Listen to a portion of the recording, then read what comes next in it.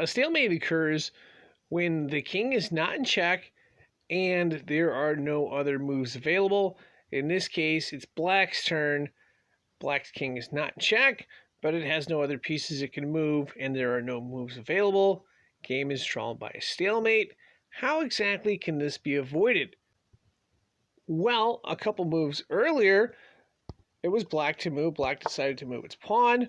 Now, white, if they capture, of course, the game is drawn. So white can't do that. White could avoid by not taking or leaving their pawn hanging. The problem with this is, well, guess what? Black is going to get a queen and now have a big advantage here.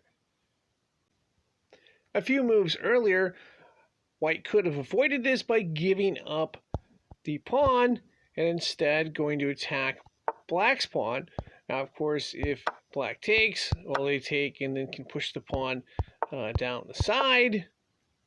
But that is the only way to avoid in this scenario here. Basically, one has to allow their opponent a move.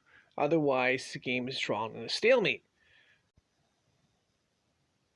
In this case, it's black to move, and black decides to push its pawn forward. But unfortunately, white has a trick.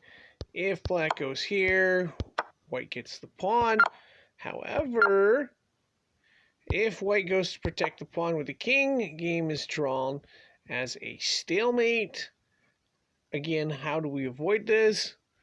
Well, what we would do in this situation is basically give up the pawn. And now the game can continue. And we basically want to make sure our opponent has at least one move available. Otherwise, we will have a stalemate.